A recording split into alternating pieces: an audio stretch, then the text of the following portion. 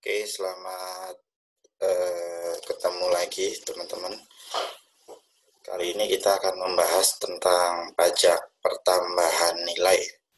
Mungkin sedikit review bahwasanya pajak pertambahan nilai ini memegang peranan yang sangat besar terhadap penerimaan perpajakan di Indonesia. Berdasarkan data penerimaan perpajakan di Indonesia itu sekitar 41% disumbang oleh pajak pertambahan nilai, sedangkan sisanya sekitar 59 persenan itu disumbang oleh jenis pajak yang lain. Data OECD sendiri berawal dari tahun 65, tahun awal diberlakukannya pajak pertambahan nilai di dunia gitu ya, pertama kali dilakukan oleh Prancis. Itu sekitar 12%, kemudian tumbuh sampai dengan tahun 2015 sekitar 20%. Jadi kita udah lumayan di atas rata-rata dunia.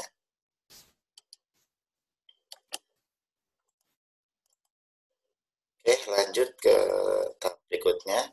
Dalam pertemuan kali ini akan dijelaskan terkait dengan teori yang mendasari adanya pajak pertambahan nilai, kemudian sedikit sejarah perkembangan pajak pertambahan nilai di Indonesia, kemudian lanjut dengan karakteristik pajak pertambahan nilai di Indonesia, dan mekanisme pemungutannya.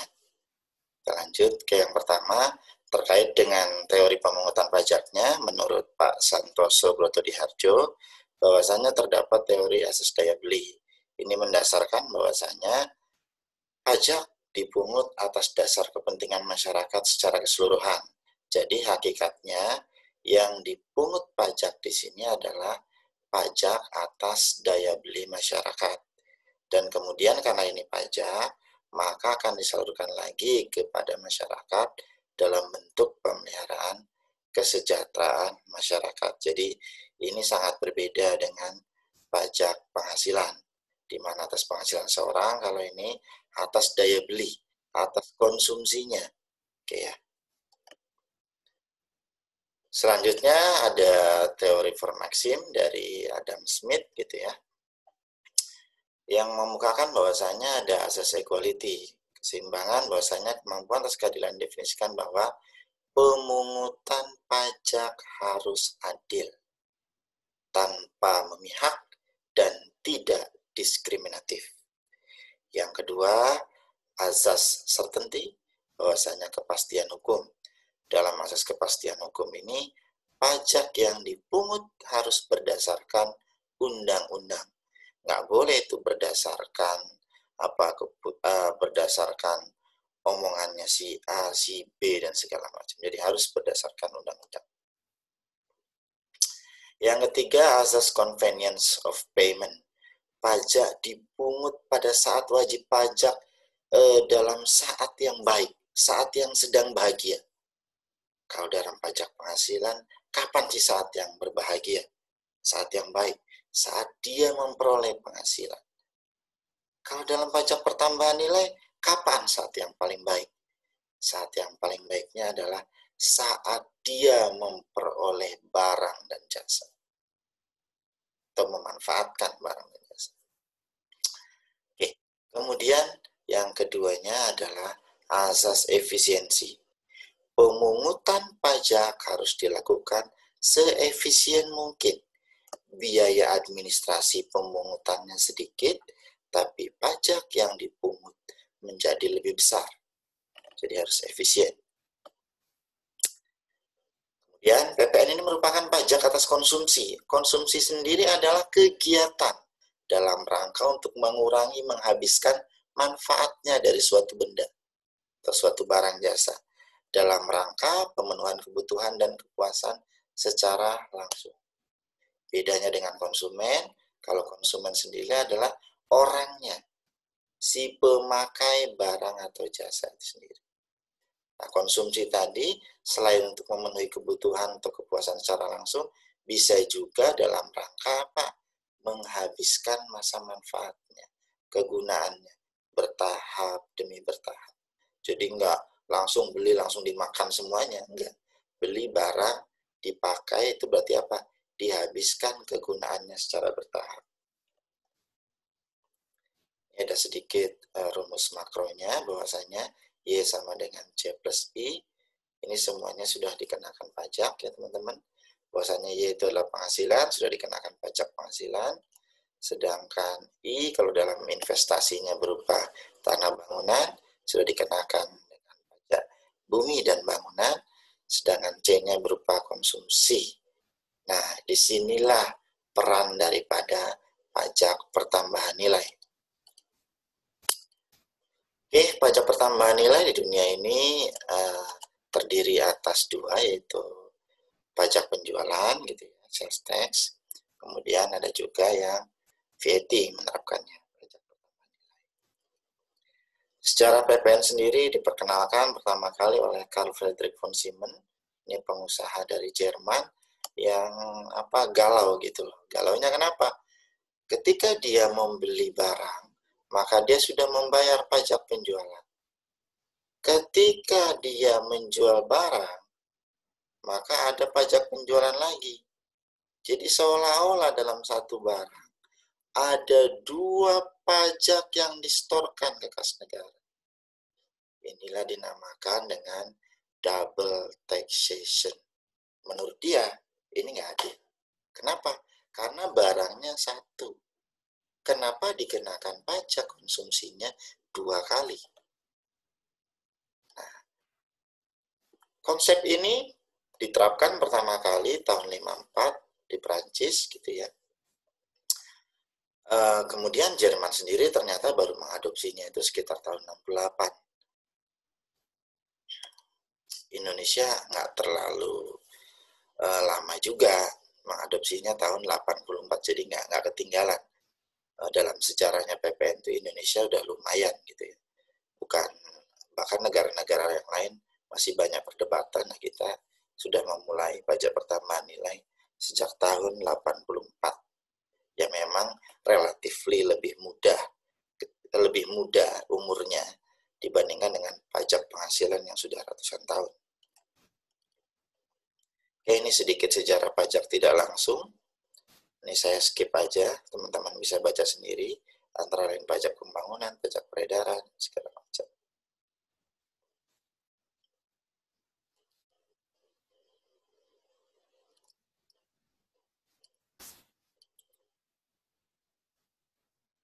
Inti daripada latar belakang penggantian kenapa pajak penjualan menjadi pajak pertambahan nilai, karena tadi pajak penjualan menimbulkan double taxation, pajak berganda. Sedangkan pajak pertambahan nilai tidak, karena terdapat mekanisme pengkreditan di dalam.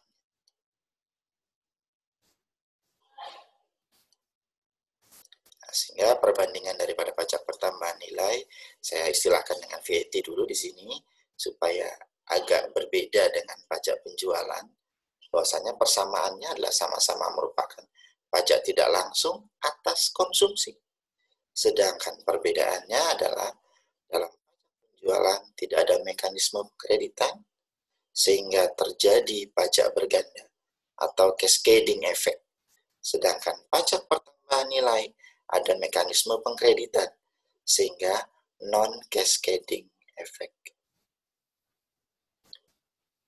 Kalau kita gambarkan model pemungutan pajak penjualan, kenapa terjadi pajak berganda atau cascading effect adalah sebagai berikut. Misalkan ada suatu rantai penjualan dari A, B, C, dan D. Misalkan A-nya produsen, B-nya distributor, C-nya pengecer, D-nya konsumen. A jual kepada B, sudah dikenakan pajak penjualan, gitu ya, ada harga jual dikenakan pajak penjualan. B dijual lagi kepada C. Dalam satu barang yang sama, terdapat pajak penjualan lagi, tanpa ada mekanisme pengkreditan. Sehingga apa? Otomatis pajak penjualan dari B ke C lebih besar dari A ke B. Demikian pula halnya dengan dari C ke D. Nah, ini bisa kita lihat gitu ya, jumlahnya makin lama rantai penjualannya dari suatu barang gitu ya, makin tinggi pajak penjualan. Sehingga apa? Negara untung. Ya kan? Negara untung. Tapi lihat konsumen akhir, dia akan menanggung beban pajak yang jauh lebih besar dibanding yang seharusnya. Sehingga apa? Ini nggak fair, nggak adil.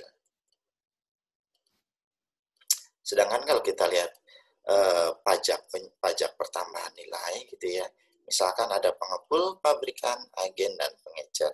Kita ambil contoh, pengepul jual ke pabrikan, jualnya dengan harga jual 700, maka yang distorkan ke kas negara, KN kas negara, itu adalah 70. Kemudian pabrikan jual ke agen, harganya 2000 dengan PPN atas PPN yang dipungut sebesar 200, sedangkan yang distorkan ke kas negara atas penjualannya 200, atas pembeliannya 70. Sehingga yang distorkan ke kas negara jumlahnya adalah 130. Selanjutnya agen jual ke pengecer. Harganya 2.500. PPN yang dipungut oleh agen ke pengecer adalah 250.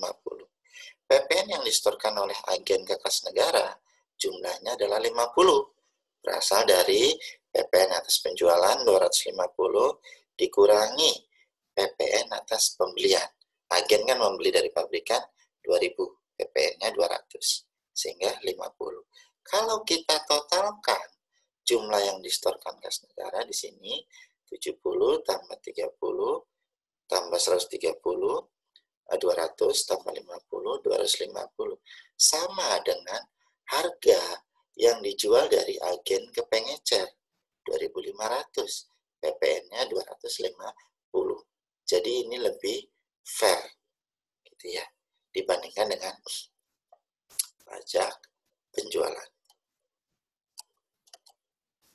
Ini kalau tambahkan lagi dari pengecer jual konsumen, harganya 3.000 gitu ya, maka pengecer jual apa stor ke kas negaranya 50. Berasal dari atas penjualannya dia 3.000, PPN yang dia pungut dari konsumen adalah 300,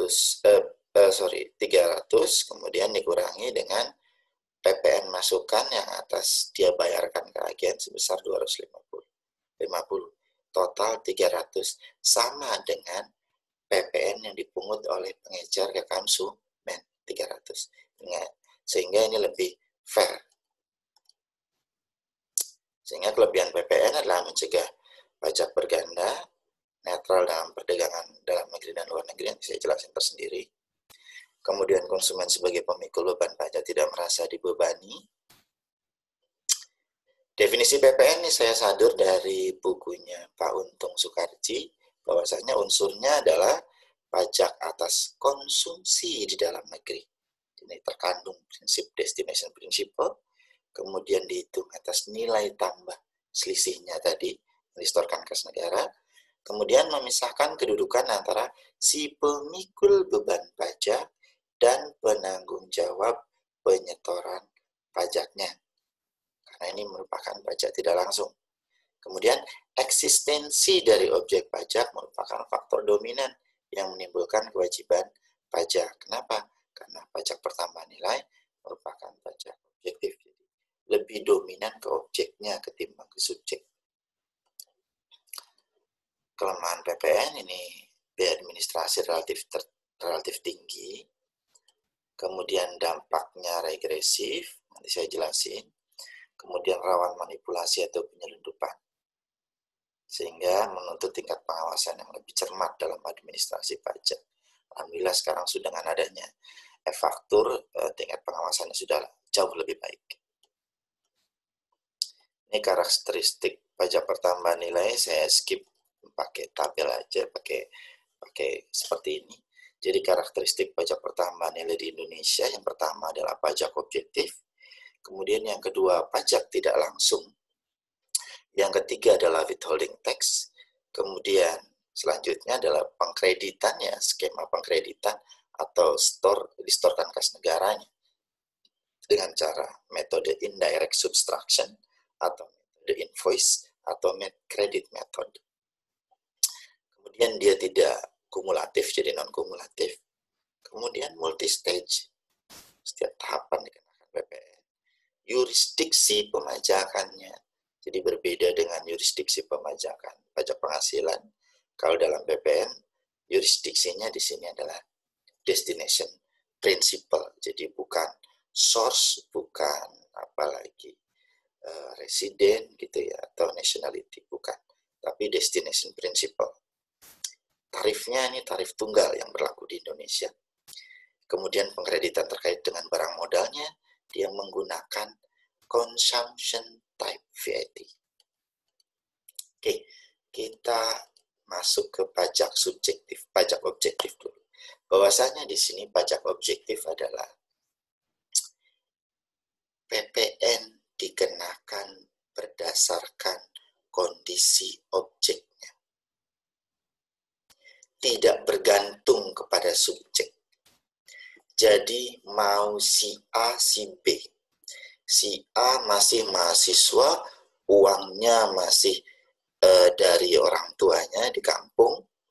Kemudian si B dia merupakan pengacara yang sangat terkenal, gitu, yang hartanya berlimpah, mobilnya mewah, mengkonsumsi satu barang yang sama, maka akan dikenakan pajak pertambahan nilai yang sama.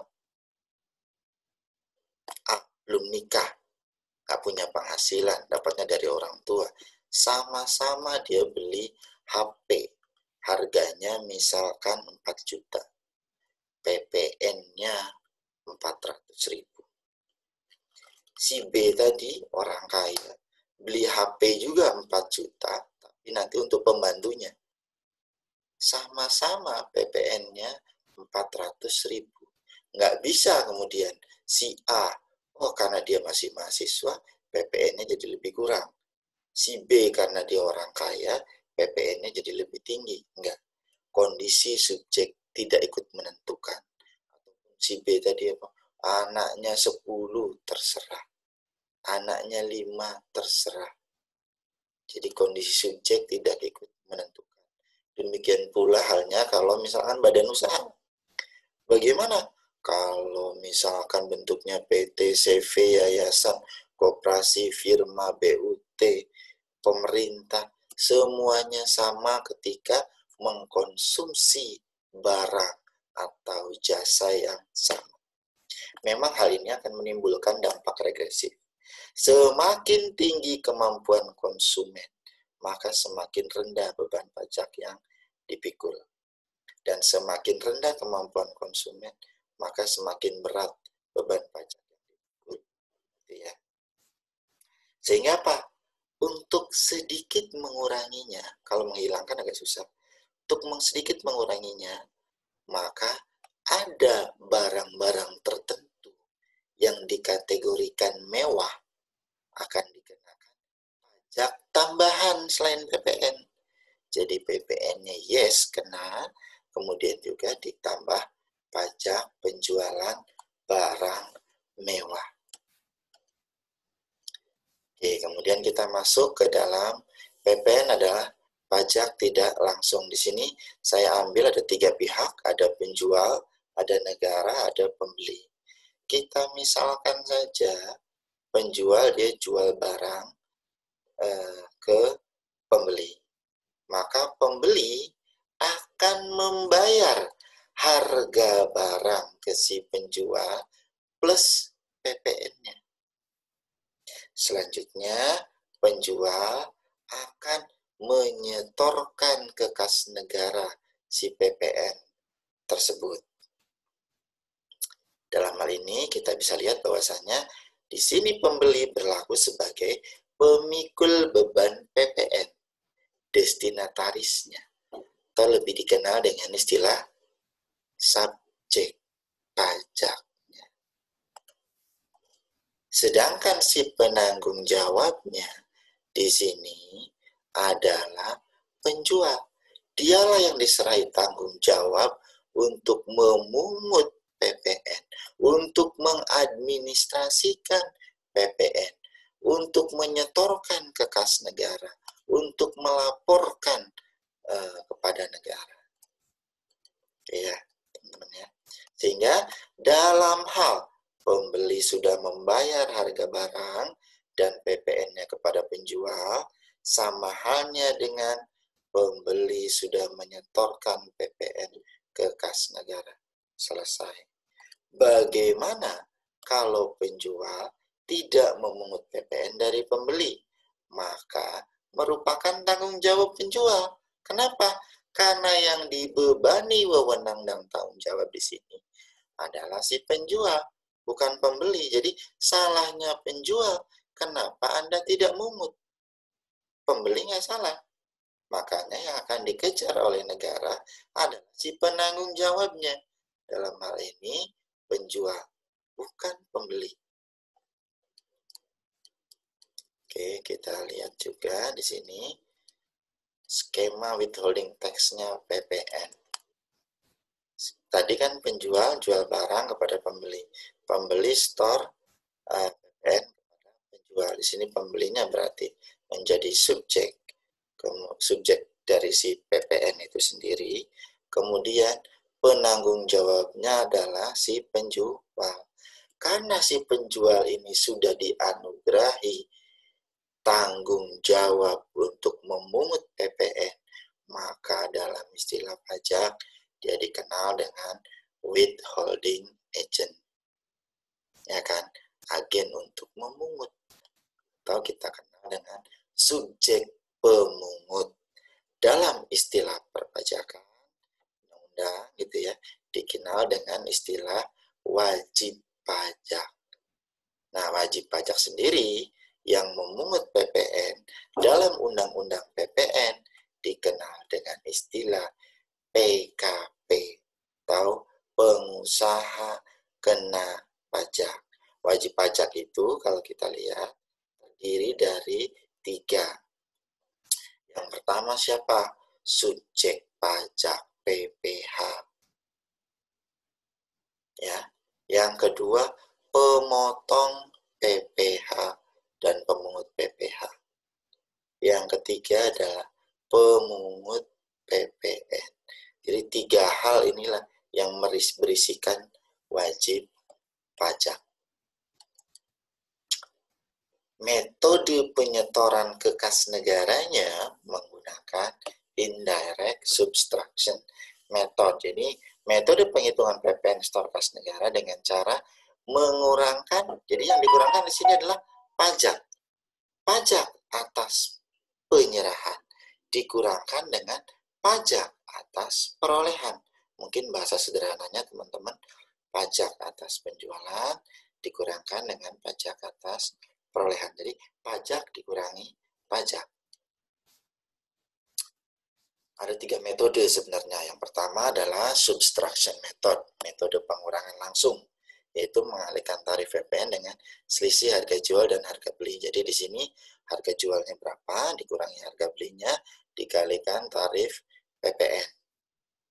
Ini tidak kita pakai. Kenapa? Karena siapa yang bisa meyakinkan validitas daripada harga jual dan harga beli, terutama harga beli deh. Si A itu atau PT A menjual harganya 100 juta. Kemudian dia beli barang misalkan 50 juta. Dia lapor, Pak, saya beli barangnya misalkan 70 juta.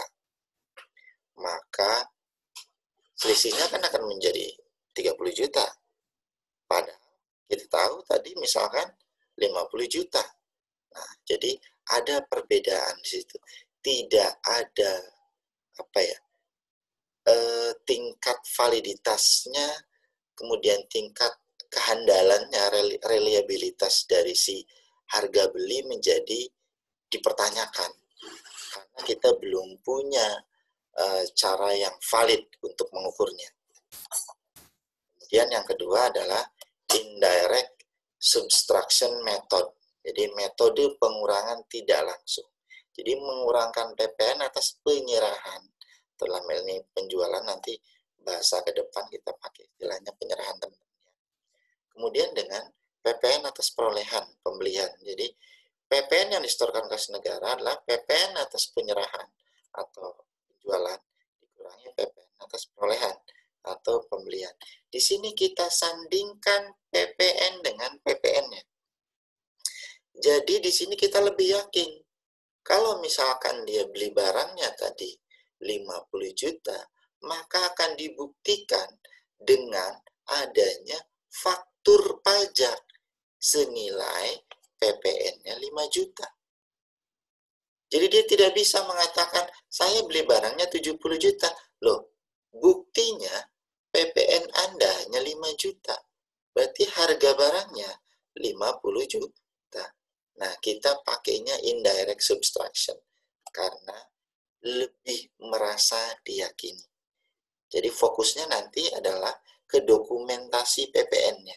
Faktur pajak dibandingkan dengan faktur pajak.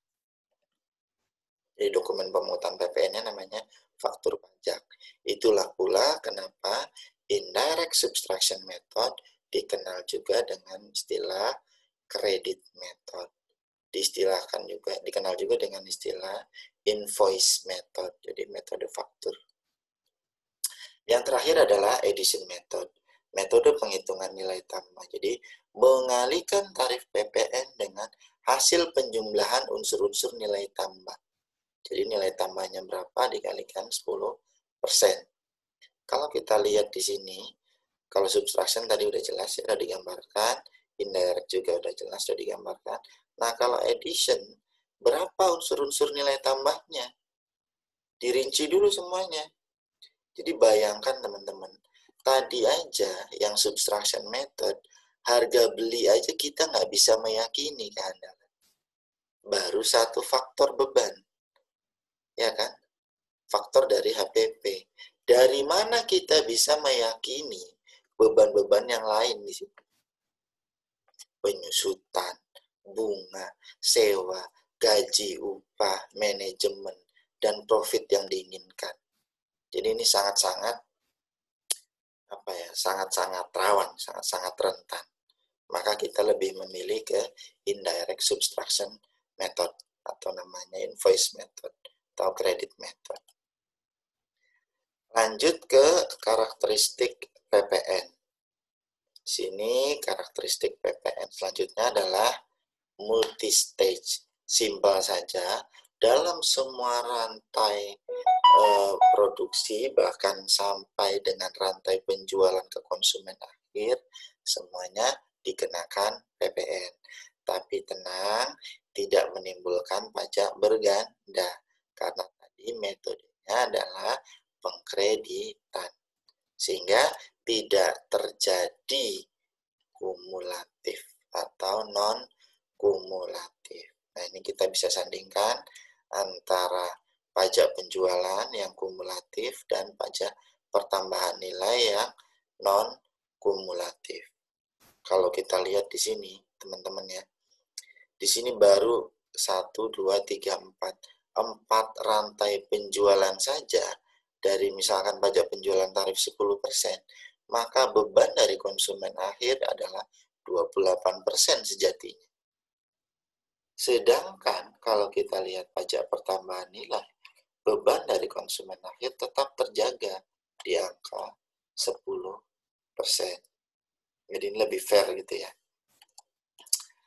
Lanjut kepada yurisdiksi pemajakan PPN di Indonesia menganut destination principle, bahwasanya PPN dipungut di tempat di mana barang atau jasa tersebut dimanfaatkan. Jadi tempat tujuannya, bukan tempat asalnya. Kalau tempat asal namanya origin atau purchase principle. PPN dipungut di tempat asal barang dan atau jasa. Memang ini akan terjadi masalah apabila menyangkut transaksi kepada pengusaha di negara lain. Karena apa? Pajak pertambahan nilai itu belum pernah ada tax treaty yang mengatur. Perjanjian penghindaran pajak berganda yang mengatur. Jadi istilahnya kalau kita, pengusaha kita bertransaksi dengan pengusaha di negara yang lain, di mana kedua belah pihak negaranya ini mengenakan destination principle, maka akan netral. Jadi akan terjadi PPN-nya di tempat di mana di tempat tujuannya akan terjadi di sana gitu. Misalkan PT A di Indonesia jual barang ke PT B di Singapura, dua-duanya mengenakan destination principle, maka akan menjadi sama. Tapi apabila ada negara lain di luar negeri yang dia pakainya origin atau purchase principle, maka bisa jadi terjadi non-taxation. Misalkan apa? Kita destination, negara tujuan, origin atau purchase principle. Kita jual ke sana, kita ekspor 0%, nggak kena di kita, tapi kenanya di sana. Negara luarnya malah dia bilang, loh ini kan asalnya bukan dari negara kami. Maka ya nggak dikenakan PPN di sini. Itulah. Nah, bisa jadi juga double taxation. Bagaimana? Apabila negara dari yang PPN-nya purchase principle atau origin principle, gitu ya, ada pengusahanya jual ke pengusaha di Indonesia. Di sana bilang apa? Origin purchase principle. Maka dia bilang apa? PPN-nya dikenakan di sana. Sudah dikenakan di sana, masuk lagi ke Indonesia. Indonesia bilang apa? Oh, destination principle harus dikenakan di tempat tujuan. Dimanfaatkan kan di sini nih barang, maka akan dikenakan di sini. Jadi akan terjadi double taxation. Mudah-mudahan ke depan ketika semua negara sudah mengenakan mengadopsi pajak pertambahan nilai, mudah-mudahan sebagaimana halnya pajak penghasilan juga diatur tax treaty-nya.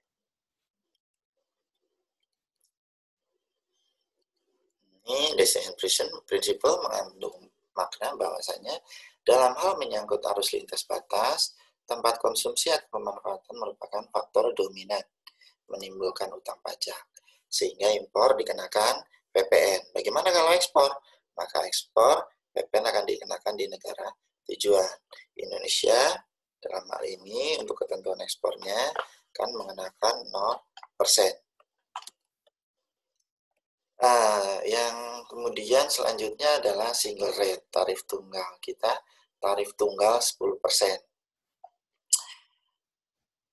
Ada penelitian di mana jika terjadi dua tarif, maka cenderung tidak optimal, sehingga kita memilih satu tarif. Karena subjek pemungut atau withholding agent di sini, dia akan cenderung untuk melaporkan tarif yang lebih rendah ketika terjadi dua tarif.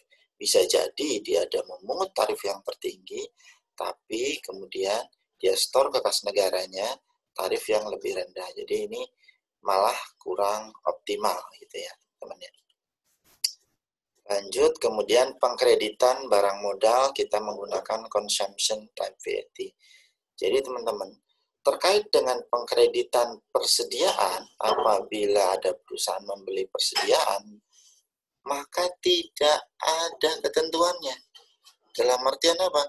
Semua menjadi boleh dikreditkan. Akan tetapi, ketika yang dikreditkan adalah barang modal, maka ada berbagai tipe, gitu ya.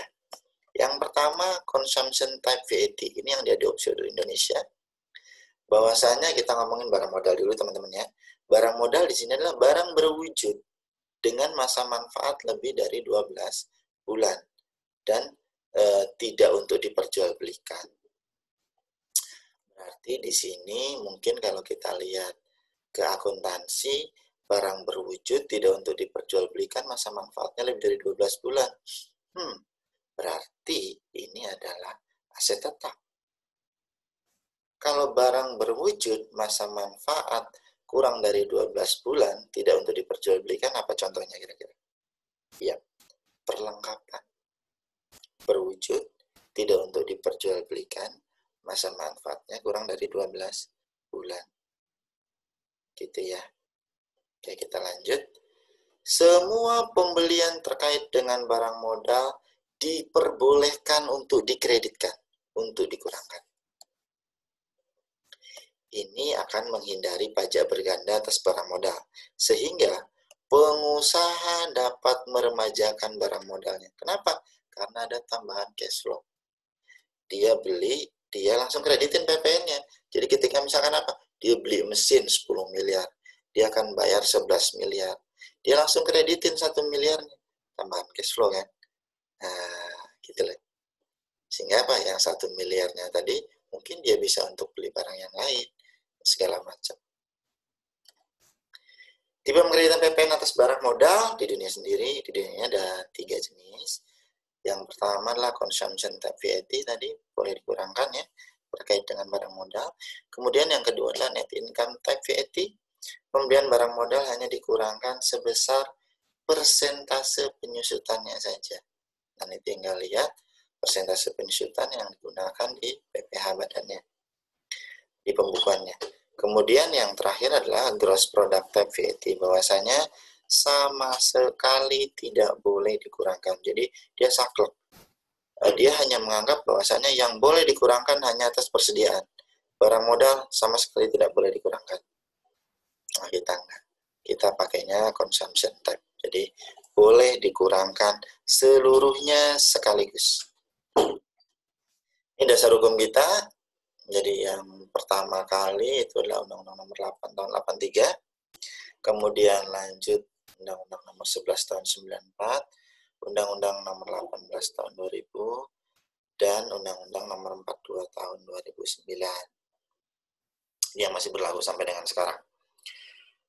Berlakunya tanggal 1 April 2010 disebut dengan Undang-Undang Perubahan Ketiga Undang-Undang PPN 1984. Jadi kata-kata Undang-Undang PPN 1984 ini masih terus nyantol. Kenapa? Karena dalam salah satu pasal di Undang-Undang Nomor 8 tahun 83 itu menyebutkan penyebutan undang-undang. Jadi emang agak-agak genit nih. Dia menyebut Undang-Undang PPN 1984 dan pasal tersebut sampai dengan sekarang belum pernah direvisi. Makanya disebutnya Undang-Undang PPN 1984. Mekanisme PPN-nya kita lanjut, ada mekanisme umum yang tadi dijelaskan, ada withholding agent, ada subjek pemungutnya, dalam hal ini disebut dengan PKP. Kemudian mekanisme khusus wajib pungut atau dikenal dengan istilah WAPU, untuk pembeli khusus ya teman-teman ya. Mekanisme umumnya adalah di sini PKP wajib memungut PPN dengan membuat faktur pajak, kodenya 01469. Nanti dijelaskan terkait dengan faktur pajak ya. Jadi di sini dia akan memungut PPN dengan menerbitkan dokumen pemungutan namanya faktur pajak. PPN dalam faktur pajak merupakan pajak keluaran atau output tax. Bagi PKP penjual, maka sifatnya merupakan pajak yang harus dibayar atau utang pajak. Sehingga apa? Jurnal dari si PKP-nya akan menjadi seperti ini. Ini debitnya kalau misalkan penjualan tunai, maka debitnya adalah kas, misalkan 1,1 miliar, penjualannya harga barangnya 1 miliar, kredit.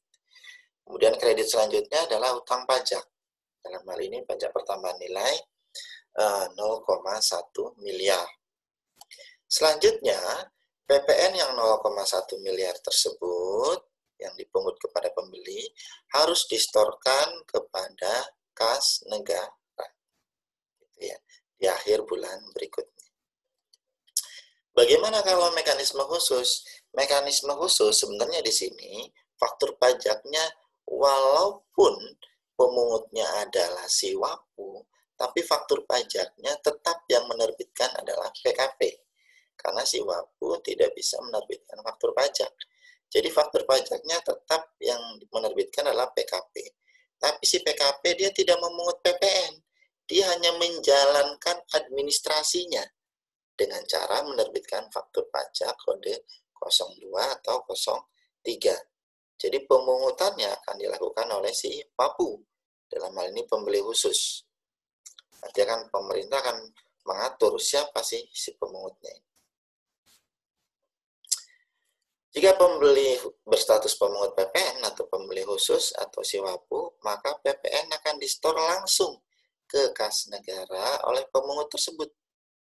Sehingga si pemungut PPN atau WAPU hanya membayar kepada PKP penjual sebesar harga jualnya, tanpa tanpa PPN. Kalau kita bisa gambarkan, maka si PKP-nya atau si penjual akan membuat jurnal, debitnya adalah kas 1 miliar, kreditnya adalah penjualan 1 miliar. PPN-nya bagaimana? PPN-nya dipungut oleh si Wapu dan disetorkan langsung oleh si Wapu, bukan oleh PKP. Kenapa? Karena kalau kita lihat gitu ya, siapa si Wapu ini? Pemungut PPN pembeli khusus terdiri dari yang pertama, bendahara pemerintah APBN atau APBD. Kedua, BUMN, yang ketiga K3S, yang terakhir adalah badan usaha tertentu. Kalau kita lihat gambaran dari keempat hal ini, inilah merupakan representasi daripada pemerintah. Faktor kedekatan dengan pemerintah. Jadi ini kalau kita lihat pemungutan itu kan ada asas pemungutan itu ada official assessment, ada self assessment, ada withholding tax. Ini semi-semi official gitu, self dan official. Ya, jadi self-nya apa? Ini atas dirinya sendiri, mereka yang mengkonsumsi, mereka yang store ke kas negara. Semi officialnya apa? Karena dalam keempat hal ini lebih dekat kepada pemerintah, di mana keempat pihak ini dapat diperiksa oleh BPK. Jadi apabila mereka lalai, maka mereka diperiksa oleh BPK dan dikenakan sanksi lagi. Jadi udahlah sanksi perpajakan kena, sanksi tambahan oleh BPK juga kena. Jadi dan undang-undang negara juga bisa diterapkan di situ. Yang pertama adalah bendahara pemerintah APBN atau APBD. Siapapun yang mengadministrasikan uang yang diperoleh dari APBN, APBD, atau campuran keduanya. Yang campuran keduanya apa sih? Bendahara pemerintah desa. Karena pemerintah desa itu dari APBN-nya dapat, karena desa dapat juga dari pemerintah daerah. Maka mereka menjadi pihak dari pemungut atau Wapu. Yang kedua adalah BUMN. BUMN di sini adalah kepemilikan negara secara langsung atas sahamnya lebih dari 51%. Ya. Bagaimana kalau misalkan ada kepemilikan negara kurang dari 51%? Maka akan otomatis menjadi bukan BUMN. Contohnya Indosat. Negara masih punya saham di Indosat sebesar sekitar 10%. Tapi Indosat menjadi bukan BUMN. Maka Indosat bukan Wapu. Kemudian kontraktor-kontrak perjanjian kerjasama pengusahaan pertambangan minyak dan gas. Kalau migas, misalkan perbandingannya adalah 55-45. 55 maka negara kita, 45 konsorsium. Nah, jadi negara kita punya hak 55 dari kerjasama tersebut. Kemudian BU tertentu. BU tertentu ini adalah simpelnya adalah BU tertentu ini adalah anak dari BUMN atau cucu dari BUMN yang ditetapkan oleh negara sebagai pemungut. Itu ya. Ini ketentuan umumnya, PPN dalam faktur pajak merupakan pajak masukan, input tax, bagi PKP pembeli yang sifatnya sebagai pajak yang dibayar di muka, prepaid tax, sepanjang BKP JKP yang dibeli tersebut berhubungan langsung dengan kegiatan usahanya. Terus setiap masa pajak, setiap bulan, maka jika pajak keluaran lebih dari pajak masukan, selisihnya disetorkan kas negara, dan jika pajak keluaran kurang dari pajak masukan, selisihnya dapat dikompensasikan ke masa pajak berikutnya. PKP wajib menyampaikan SPT PPN setiap bulan KPP terdaftar. Ini persamaan mekanisme umum, mekanisme khusus. Jadi yang menerbitkan faktur pajaknya adalah pengusaha atau penjual. PKP wajib lapor SPT masa PPN tiap bulannya, kemudian dikenakan terhadap barang dan jasa kena pajak atau BKP atau JKP. Sedangkan perbedaannya, perbedaan mekanisme umum, kode faktur pajaknya adalah kode 01, 04, 06, atau 09. Sedangkan mekanisme khusus, kode faktur pajaknya 02 untuk bendahara dan 03 untuk non-bendahara.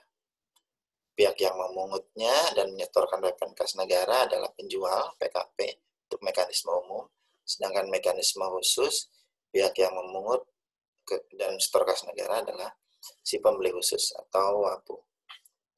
Kemudian untuk mekanisme umum, pembeli membayarkan harga dan ppn kepada penjual, sedangkan mekanisme khusus pembeli hanya membayarkan harganya saja, sedangkan ppn disetorkan langsung ke kas negara. Ini contoh mekanisme umum dan mekanisme khusus. Untuk mekanisme umum, misalkan di sini Indomaret ya. Indomaret menjual sabun kepada mahasiswa harganya 20.000. Maka mahasiswa akan membayar 22.000, terdiri dari harga sabun sebesar 20.000 ditambahkan ppn sebesar 2.000. Sedangkan mekanisme khusus contohnya adalah CV cetak cetik menjual tinta printer kepada PKN STAN harganya 3 juta. Maka PKN STAN selaku bendahara pemerintah atau wajib pungut atau si pembeli khusus hanya akan membayarkan 3 juta. Adapun PPN-nya sebesar 300.000 akan disetorkan sendiri oleh PKN STAN ke kas negara. Nah, ini hierarki pemungutannya adalah yang tertinggi adalah si pembeli khusus atau WAPU. Kemudian yang kedua adalah PKP, yang ketiga baru setor sendiri. Sehingga apa? Apabila PKP menjual kepada selain pembeli khusus, maka yang memungutnya adalah PKP. Apabila PKP menjual kepada pembeli khusus, maka di sini yang lebih tinggi adalah si pembeli khusus, si wapunya. Maka wapunya yang akan memungut. Paham teman-teman ya? Sedangkan untuk store sendiri akan terjadi dengan mekanisme yang lain lagi. Store sendiri terjadinya adalah apabila tidak ada pihak sebagai pemungut, tapi terjadi konsumsi. Contohnya, si Doni membeli aplikasi online dari web yang ada di Singapura sejumlah 1 juta. Penjualnya di Singapura. Maka siapa pemungutnya? Lah kan di Singapura. Gimana negara bisa bilang, kamu yang di Singapura, kamu wajib pungut, kamu yang store kas negara di Indonesia? Nggak bisa. Maka konsumsinya terjadi di Indonesia. Destination principle terjadi di sini. Karena konsumsi di Indonesia, maka akan dikenakan PPN di Indonesia. Bagaimana? Kan pemungutnya di Singapura. Sehingga si Doni akan store sendiri ke kas negara sebesar 100.000. 10% daripada 1 juta. Oke, terkait dengan hierarki pasal-pasal dalam undang-undang, silakan dibaca saja ya teman-teman ya. Oke, sampai jumpa di pertemuan berikutnya. Jangan lupa, ini ada kuisnya, tolong dikerjakan. Terima kasih.